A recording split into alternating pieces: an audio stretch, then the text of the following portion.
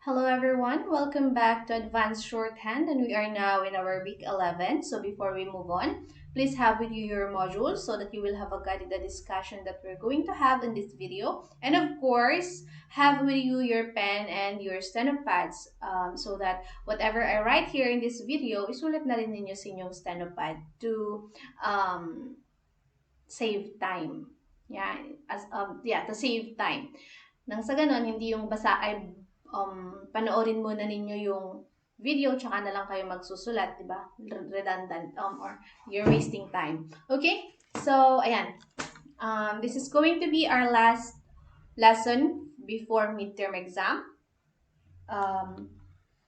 Yeah. So first, we have the sheep words or the words ending sheep. So according to your module, the words ending sheep as in leadership is represented by a disjoint ish or yung ating downward stroke na pinakamaliit. It is written close to the last symbol in the root word. Okay, so ayan. Para makita natin kung paano siya ginagawa, let's have our first set of words.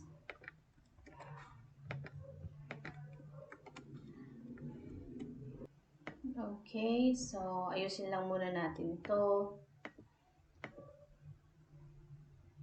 Wait lang ha. Yan. Okay, so first we have leadership. So, leader, L-E-D-R, L-E-D-R, and then we have the sheep. Okay, ulitin natin. L-E-D-R, and yung ating sheep. Masyadong mahaba. Sheep. May parehas. Sheep. Ayan.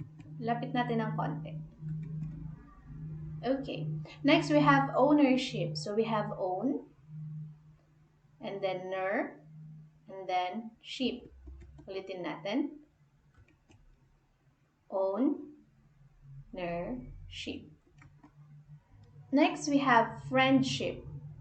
So, yung ating friend is F-R-E, and then we have our N-D-N-T blend. Ulitin natin. F-R-E, N-T-N-D blend, and then sheep. Okay? Ulitin natin yun. Ayan. Habaan natin ng konti. Yan. Ano ba yan? Okay. Next, we have authorship. So, we have O, and then T-H-R for author, and then sheep. Next, we have membership. So, we have member, M-E-M-B-R, and then sheep. Next, we have relationship. So, we have relation, re, wait, relation. Ulitin natin. Relation, sheep. Okay? Relationship. Wala, nangyari. Ayaw na naman. Sorry naman. Ayaw ulit. Ulitin natin. Ano ba yan? Can we just make it here? Down here. So, down here. Relationship. Okay? So, yan yung relationship. Next, we have relationships. Dito na lang sa baba, ha? Relationships. We have So, and then relation, ships with S. Okay? Next, we have fellowship. So, we have F-E-L-O,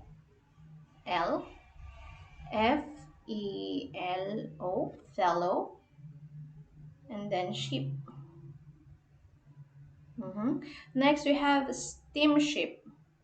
So, we have steam, S-T-E-M, and then ship. So, those are your words for ship. Okay? Or words ending ship. So, as you can see, yung naiiba dito is yung may S. So, you just add S. Just like any other disjoint na may S, di ba? Lalagyan mo lang siya ng S. So, usually, ang nagagamit dito is yung right S. Kasi yun yung end, di ba? So, right S. Okay? Next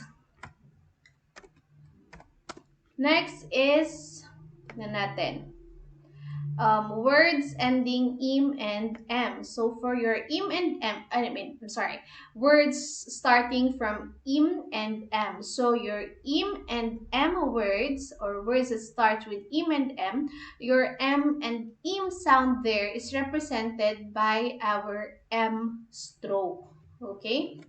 So for example, itong ating import.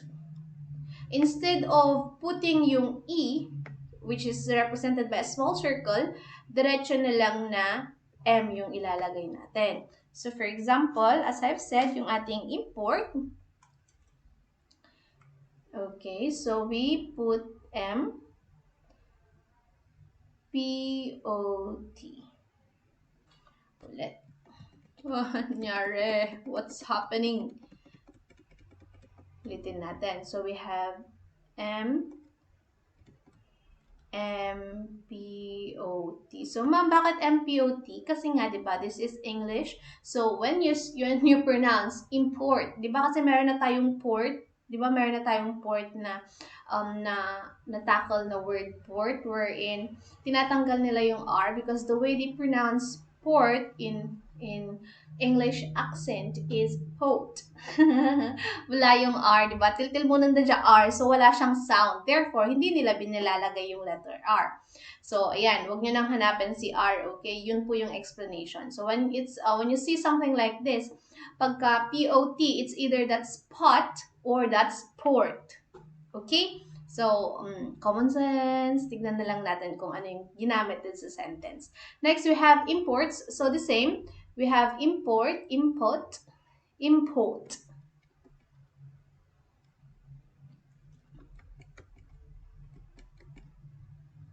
Import, and then S. Okay, next, impress. Impress, we have im, and then press. Wala namang masyadong nabago. Yun lang, yung M lang. Next, we have impressed, impressed. As you can hear, when you say impressed, it's T that comes out, hindi siya D. Okay, ayusin ko na lang to ha. Medyo nagkakaproblema tayo sa ating pen. Okay, so that's how you do impressed. Now, next we have impressive. Impressed. Do you say impressed or do you say impressed? Now, depende na kung ano yung narinig ninyo. Impressed. Pero sa akin kasi it's T. You try. And then, comment down below, char. I-message nyo ako kung ano yung mas tama. Is it impressed? Or baka may mga linguistic dyan, or baka may kakilala kayo. Tanungin na lang ninyo if it's impressed or is it impressed. Okay, next we have impressive. Impressive. So we have impress. Impressive. Ano ba yun? Impressive. So, yeah. Impress and then V. Next, we have improve. So, it's im and then P-R-O-V. Improve. Next, we have improvement. So, ment is just the M and N blend, tama? So, we have improve.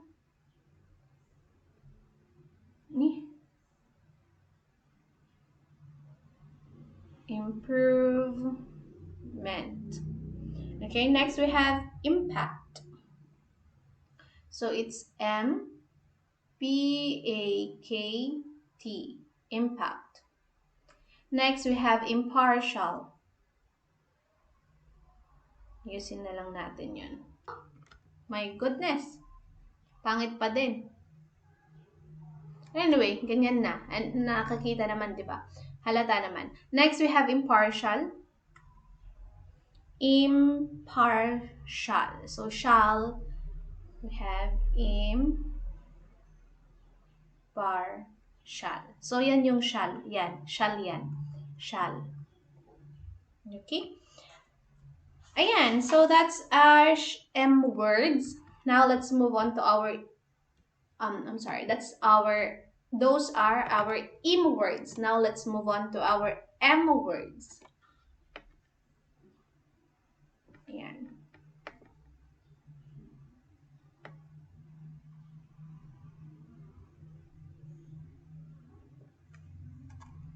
Okay?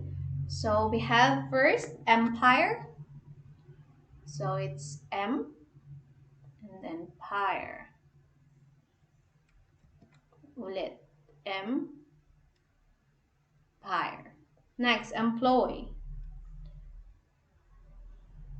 M, ploy. Ulit. M, ploy. Ni, bakit hindi halata yung E? M,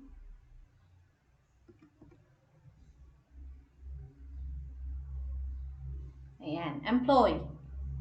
Next, we have employed. So, it's M, P, L, O, E, D.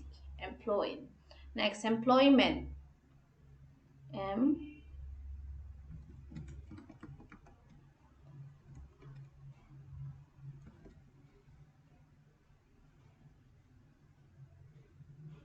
men. That's M, N. M, N, blend. Ulit. Wala, nyamot na. Employment. Okay, next, employees. Employees.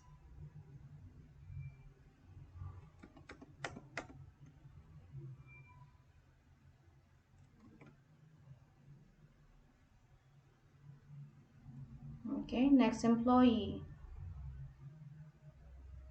So, it's employee.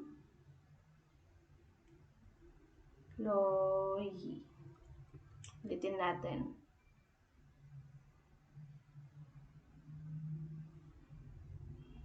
Yan. Pangit.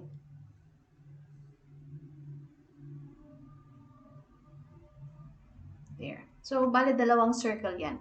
Next, we have employees.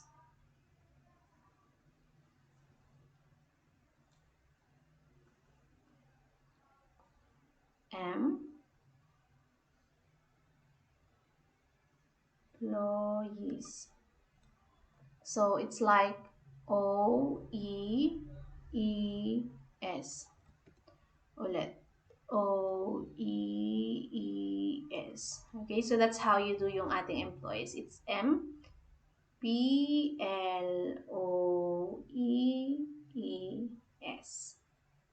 So that's how you do employees, okay? Next, we have embarrass. Embarrass. So as it's pronounced,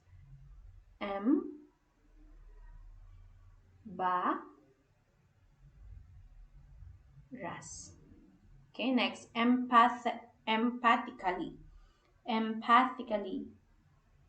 Tama ba? Empathically ba? So we have, dito na lang sa baba, emphat pala, I'm sorry. It's emphatically. So it's M-F-A-T and then cal, E. Okay? So, this is yung ating ical stroke, diba? Yung K, disjoint K. So, that is how you do it. It's, ulitin natin. O. Sobrahan. It's M, F, A, and then K, E. Okay? So, now let's move on to our next set of words, and that is tan tan tan. Meron pa pala.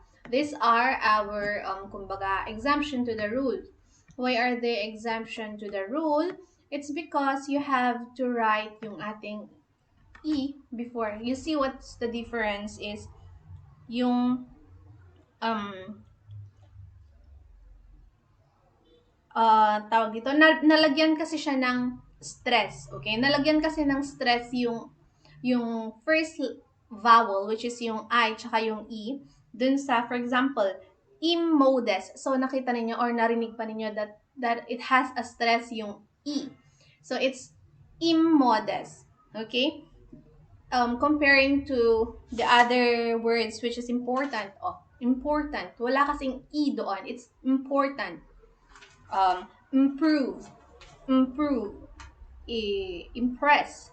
Impress. It's just Pero dito kasi sa ating mga um, tinatawag natin na exemption to the rule is that meron kasing stress yung E na sound before the M. That is why kailangan mo siyang isulat. So, for example, immodest. So, you say immodest, immodest. And emotional, emotional. So, syllabically speaking, when you say emotional, hindi siya emotional. It's emotional, di ba?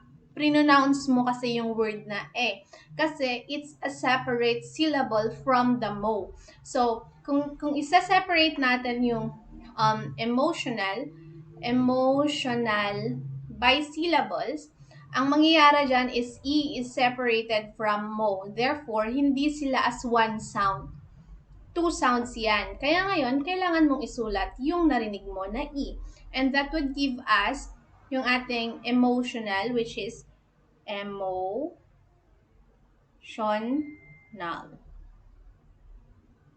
Okay? So, same is true with immodest. So, it's immodest.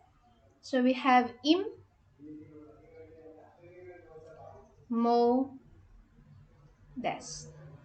Okay? So, yan. There is always an exemption to the rule. So, ganun din, applicable din yung rule na yon dito sa shorthand writing. Okay?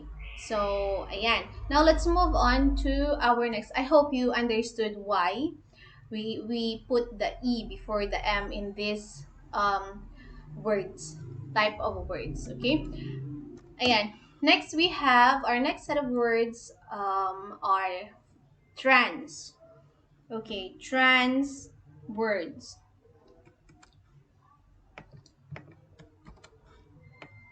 Yan, ayusin muna natin.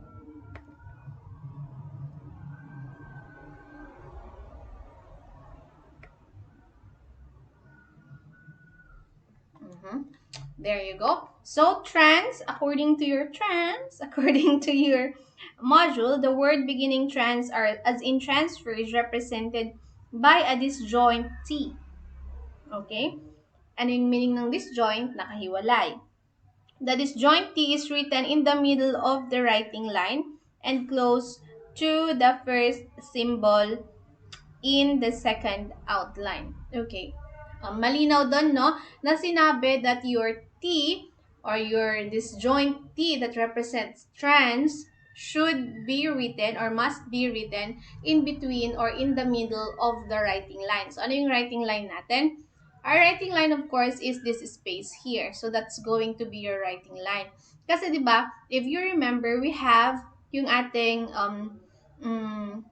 brief form for it and at, which is T also. So, kapag ka ganyan mo kasi siya nilagay, pwede mong um, ma, ma identify yan as T, which is going to affect your transcription. Tama? So, ayan. So, nilinaw doon that your T, which is representing, that is representing the trans in your word, should be written in the middle of the writing line and it should be near the kumbaga body or yung susunod na stroke.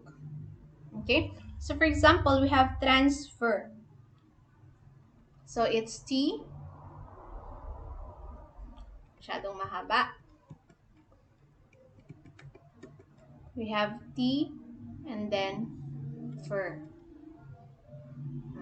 Okay? Ulitin natin. T and fer. Next, we have transferred. So it's just T, furred. Yan. You see that one? That curve there? That's your RD-LD blend. Next, we have transact. So it's transact. Wait, let me check. Act. Yeah, it's trans. Then, this is trans. So, kailangan mo na lang ng act. Wait. Ano ba yan? Wait lang po. Transferred. We have F. Ano ba yan? F-E. No. F-E-R-D. And then we have transact. Trans. And then act. Okay. Next, we have transaction. So, it's trans. Action. Next, transacted. So we have trans, then acted. Next, translation. So we have trans, and then we have lation. Transmit. So we have trans, and then meet. Next, transmission. So we have trans, and then me. Wait, tumaas naman na lahat. Translation. Then transmit. We have transmit. Okay. Next we have transmission. So it's trans, and then mission. Oops, sorry. It's just mission pala. Mission. Next we have transport. Trans, and then here we go again with port. Port. Ulit natin. Transport. Next, transportation. We have transportation.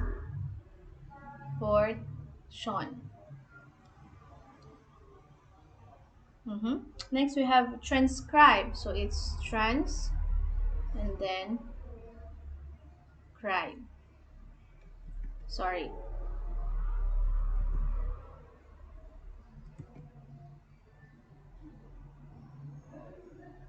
Cribe. Next is transistor. So we have transistor.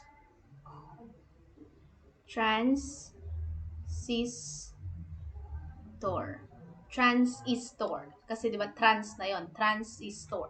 So it's transistor. Okay? So, ayan.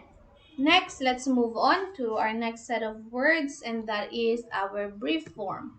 Another set of brief form.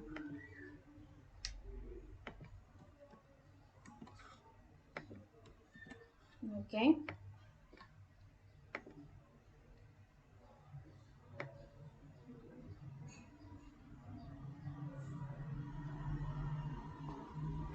Ayan. Ayan muna, kahit ano na.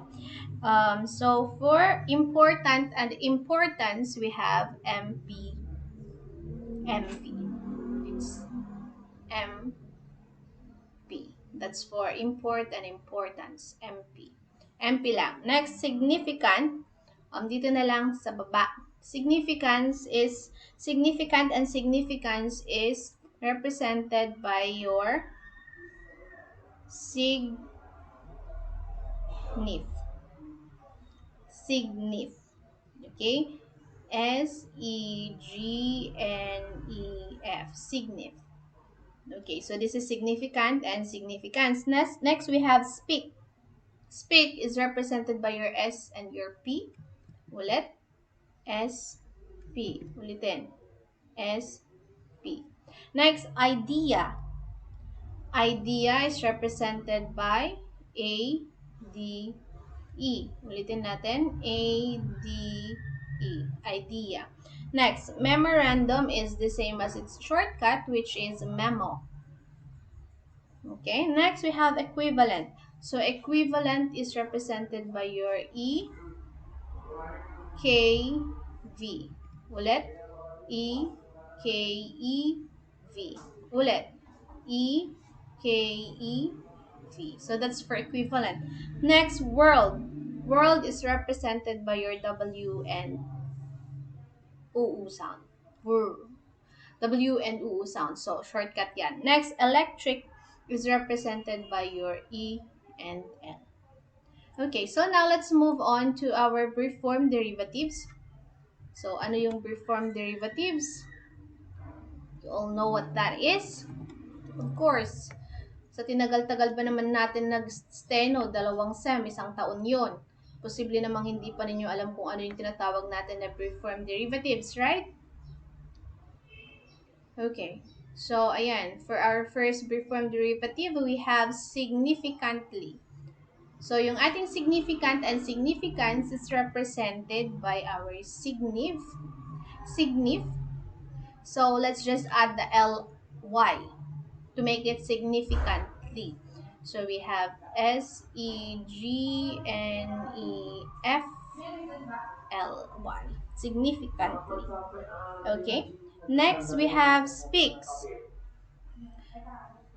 Speak and then S. Speaks. Next, speakers. So, we have speak, and then R, S. Okay, so for speakers. Next, ideas. So we have idea, yung ating idea, and then add S. So as you can see here, ma'am, bakit nasa baba naman yung nandun? Bakit itong idea mo nasa taas na yung E? It's because we have an next stroke, and that is letter S. So paano mo siya i-stroke? And maintain yung fluidity of writing at the same time if you do not bring yung ating E sa taas para fluidity. Is that even correct? Ayan. Para diretso lang, di ba? Para tuloy-tuloy lang yung pagsusulat. So, you have to put the E on top. Or, yeah, on top. Okay? So, next we have worldwide. So, yung ating worldwide.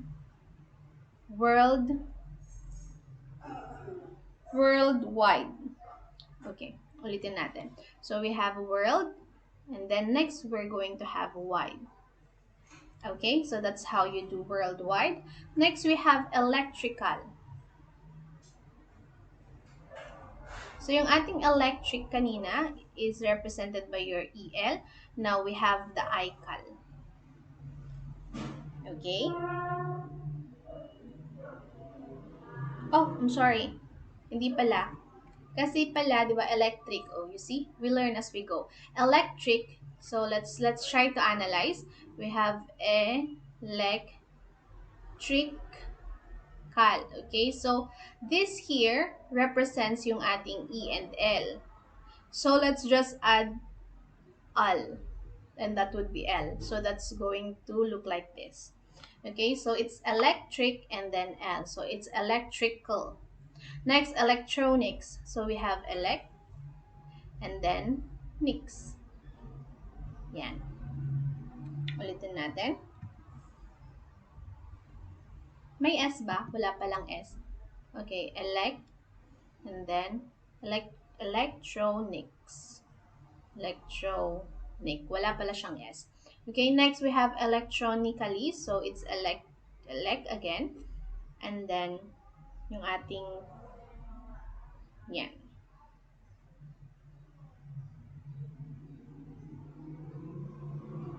Wait. Okay, so electronically. Electro. So, yung ating electro is this. And then, yung ating nicely. Ly.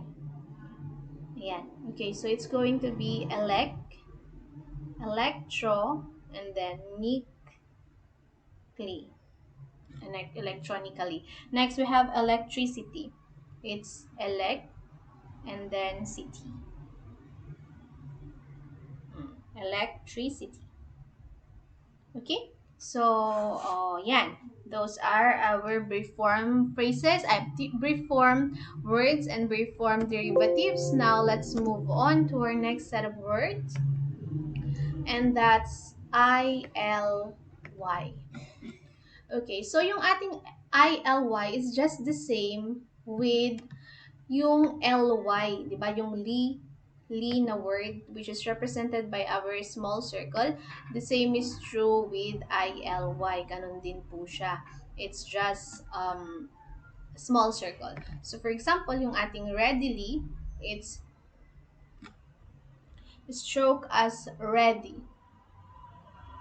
Ready. Yan, ganyan siya. Kasi redly. Readily. Yan. Readily. Yan. Next is steadily. So we have steady. Stead. Wait. Dead. Ayan. Oo. So we have stead, STD blend, and then ly. So, kung babasahin ninyo siya, it's steady, di ba? Parehas lang din nung nasa taas, yung readily natin. Kung babasahin mo siya, it's also, could be read, it can also be read as ready. So, yan. Sinasabi ko ulit, i-analyze na lang natin yung sentence kung ano yung mas kailangan. Ang importante dyan is alam natin that it could be read as steady, it could be read as steadily. Ganon din na ready or readily. Next, we have family. So, it's fam and then ly. Family. Next, families. So, we have families. Wait, am I right? No, I'm wrong. It's ulit. Families.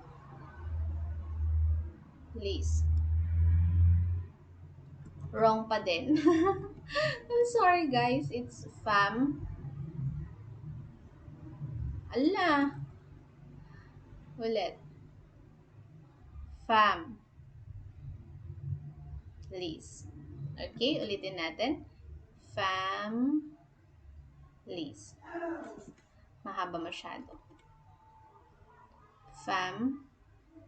Ay! Families.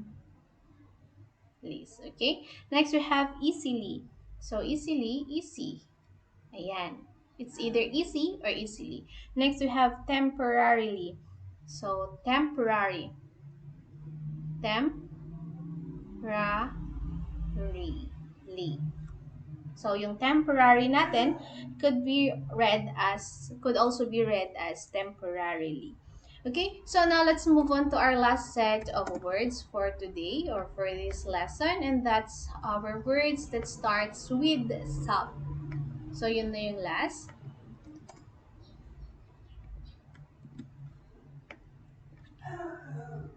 So for our words with or our words beginning sub, according to your module, the word beginning sub as in subway is written with a left or right S symbol depending on the symbol that follows. Okay, so yung S in the beginning ng transcription mo or ng stroke mo could be representing yung ating sub. Kasi nga, as it says here, the same as stroke yung gagamitin. So, for example, subway, S-way. Ganyan siya. So, S-way, alam na ninyo na subway yan. Wala namang sway. Or, yeah, maybe it could be sway, di ba? Sway. Next, we have submit. Submit. Subsequent. So, we have sick. That's subsequent. Next, subscribe. We have subscribe.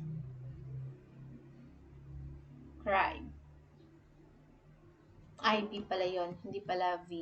Ulit, subscribe.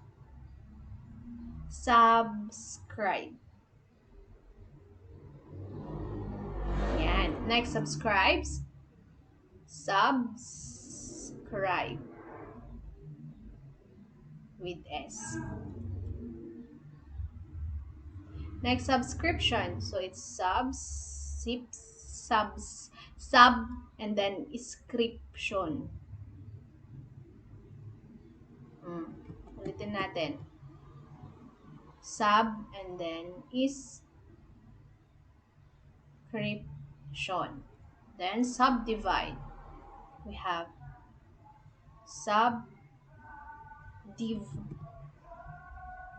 tama.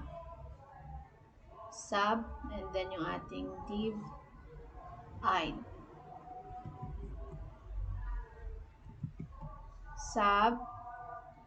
Divide.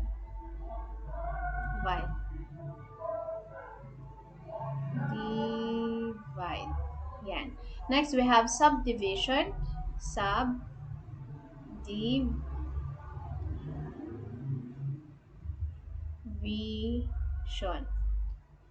Sean yun, Sean.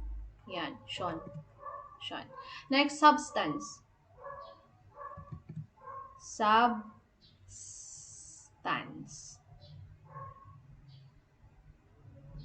Ay, wait.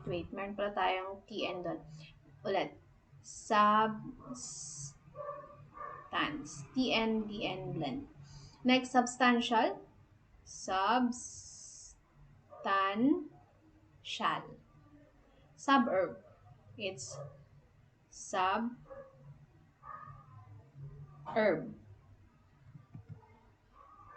Ay, it's suburb pala. As you pronounce, sorry guys, it's suburb. Herb. E. It's SERB. Suburb. Next, suburban. So we have SERBN. N. N yun. Okay, basta N yun.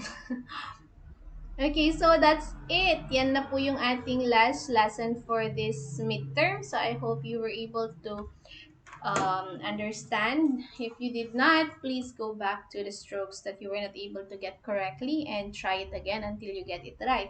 And as I've said, please make sure that you are writing in your steno pad kasi um, that's going to be a part of your final grade. Okay, so that's it everyone. If you have any question, any clarification, or any suggestion at all, please feel free to message me via messenger. I'll answer as soon as I can. Okay, please review for your exams. Good day and God bless.